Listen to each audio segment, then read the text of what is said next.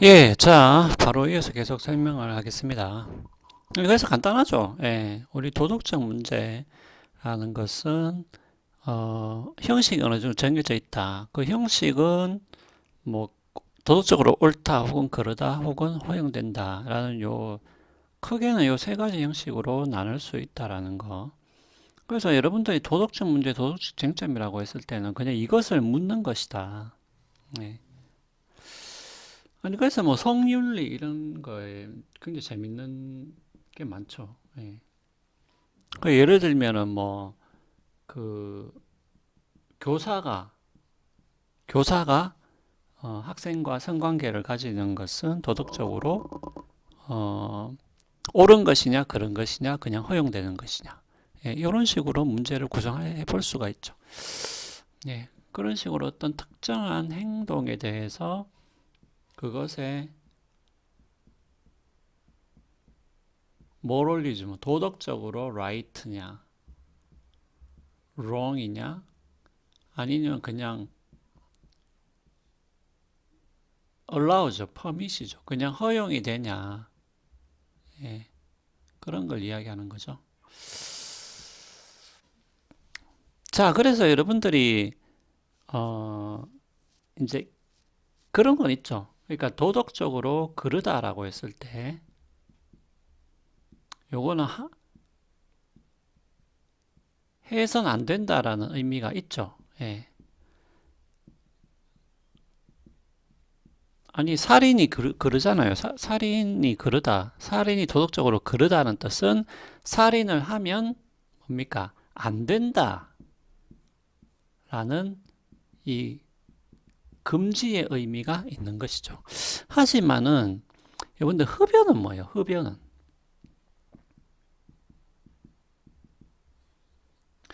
그러니까 이 right, wrong, allow, permit, 허용이라는 이 의미가 왜 필요하냐 하면 흡연은 뭡니까, 여러분들? 흡연을 해야 한다? 흡연을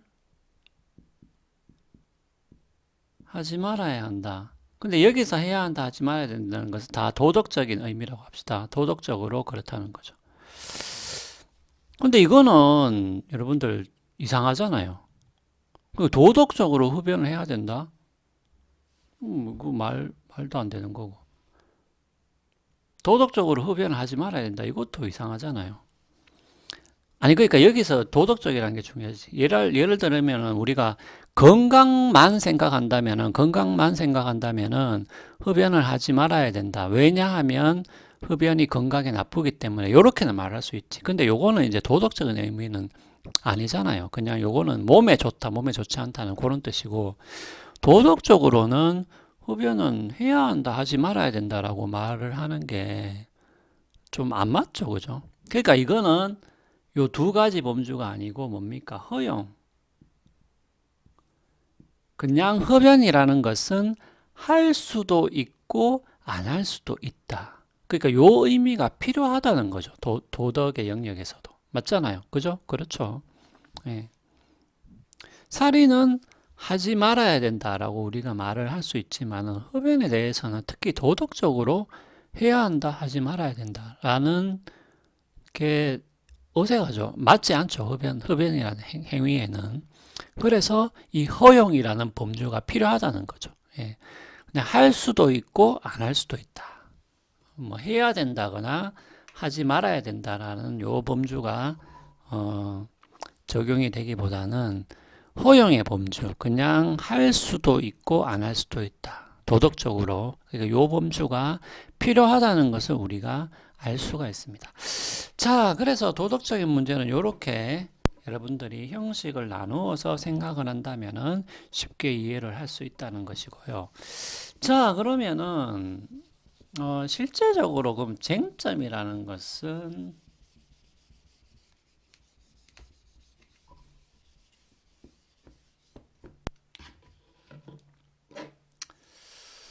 어, 왜 생기냐? 이것은 기본적으로 여러분들 충돌의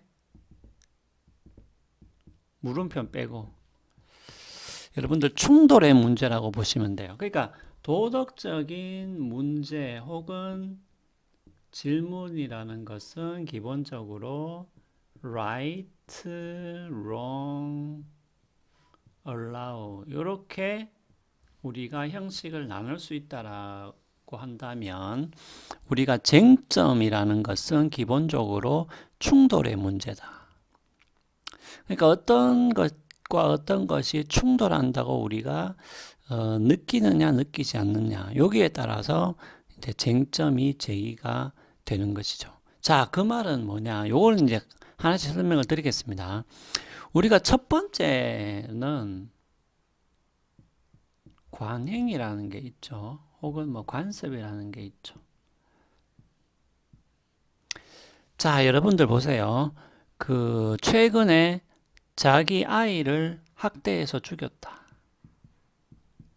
부모가 타인이 죽였으면 모르겠는데.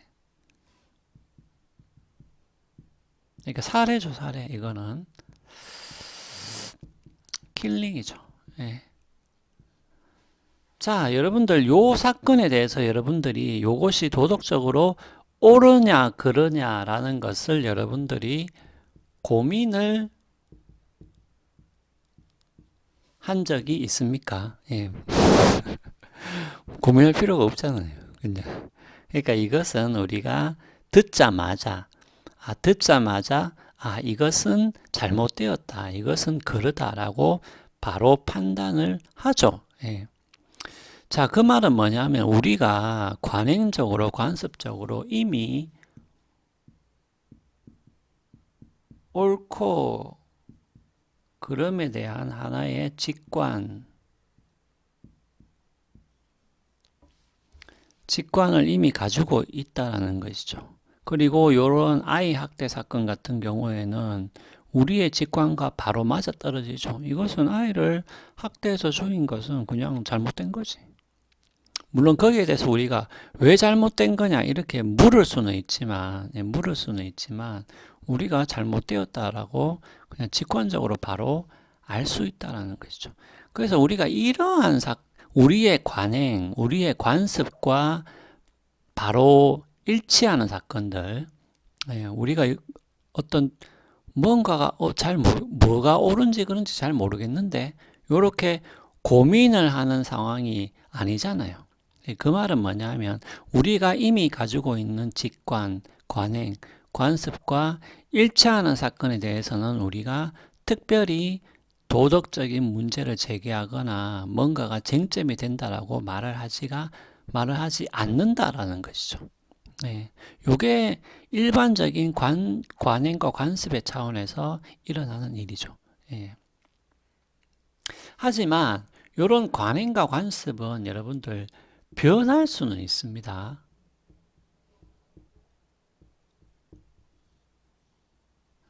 예를 들면은 뭐 저 같은 경우도 영화를 좋아하기 때문에 영화를 많이 보는데 뭐 예를 들면 동성애 같은 경우에도 그 아주 이제 아주 옛날은 아니죠. 뭐 한 40년 전, 지금이 2020년이니까 뭐 1980년대라든지 뭐 90년대 초반 이럴 때만 해도 동성애에 대해서 어떤 그것이 TV에 나온다거나 뭐 영화로 나온다거나 그리고 공개적으로 말을 한다거나 그런 일은 별로 없었죠. 그러니까 그때는 그때의 관행이나 관습 그리고 우리가 가지고 있는 직관은 동성애라는 것은 뭔가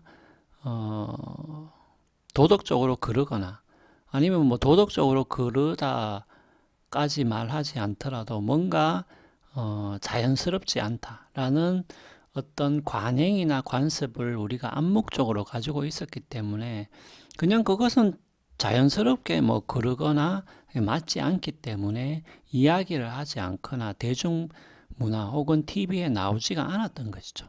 하지만은 이런 관행이나 관습은 이렇게 40년이 지난 지금은 상당히 이제 변했기 때문에 이렇게 어떤 동성애에 대한 것이 뭐 드라마의 주제로 나온다든지 아니면 언론에 자주 나온다든지 심지어는 뭐 동성애자가 또 TV에 자주 나온다라든지 아니면은 동성애에 관한 영화가 많이 만들어진다든지 이런 것들은 지금은 뭡니까 또 어느 정도의 사람들의 관행이나 관습이 변했기 때문에 여기에 대해서 또 특별히 문제를 또 제기하지는 않죠. 뭐 그런 것이 그런 영화가 나왔다고 해서 왜 이런 영화가 나오냐 이렇게 또 말을 하지는 않는다는 것이죠.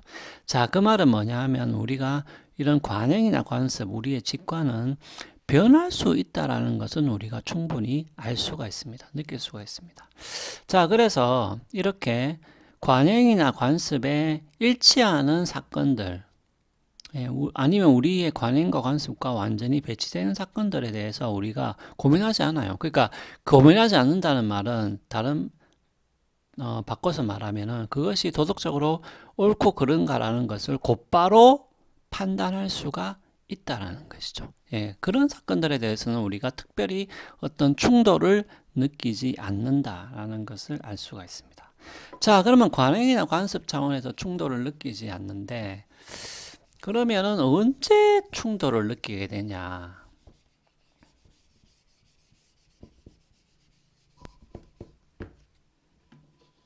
그러니까 실질적인 도덕적 문제. 우리 교재에 보면은 뭐 그런 표현이 나옵니다. 실질적인 도덕적, 현실적, 실제적 문제가 이제 생길 수가 있는데, 자, 요 말은 뭐냐면은 이제 특히 과학기술과 윤리와 상관이 많죠. 예.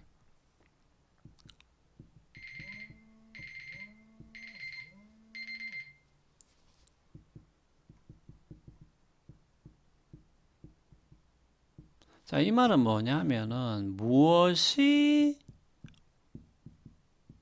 옳은가 혹은 무엇이 그런가라는 문제가 제기되는 상황이라고 보시면 되겠습니다. 자, 요것은 여러분들이 새로운 기술이 등장했을 때 이런 문제가 이제 제기가 되는 것이죠. 자, 그거는 아까 우리가 관행관습과 비교해 보면 금방 할 수 있습니다. 자, 보세요. 아이를 학대해서 죽이는 것은 도덕적으로 그러다라는 것은 우리가 금방 알죠. 예, 금방 압니다. 그거를 뭘 고민을 해요? 그거를 왜 고민을 하노? 그거는 그냥 그런 거죠. 잘못된 거죠. 자, 하지만 예를 들면은, 인간 복제다. 그 다음에 뭐, 자율주행차다. 이런 기술들이 등장해 버리면, 일단 첫 번째로 뭐냐면은, 우리가 약간 좀 당황하는 것이, 여기서 도대체 무엇이 옳은가라는 것이 문제가 돼요. 맞잖아요. 그러니까, 인간 복제라는 그런 기술은 옛날에는 없었단 말이지. 아예 없었다는 거지. 그 인공지능이라는 것도 없었잖아요. 지능은 그냥 지능이지. 인간이 가진 지능, 동물이 가진 지능이지. 인공적으로 만들어낸 지능이라는 건 없었단 말이지. 근데 이런 복제 기술이 생겨버렸다는 거죠. 물론 이게 인간 복제라는 것이 과연 이제 가능한가라는 문제도 있긴 한데 일단 기술적으로 뭐 가능해졌다고 합시다.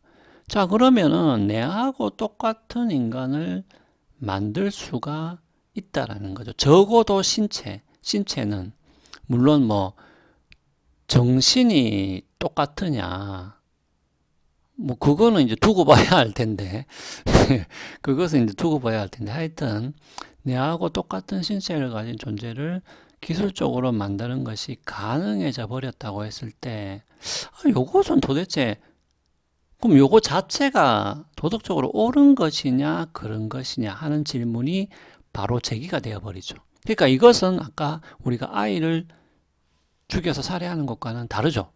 왜냐하면 아이를 죽여 살해하는 것은 우리가 직관적으로 바로 옳다 그르다라고 판단할 수 있지만 이것은 아예 처음부터 이것이 옳은 것인지 그런 것인지가 헷갈리는 것이죠.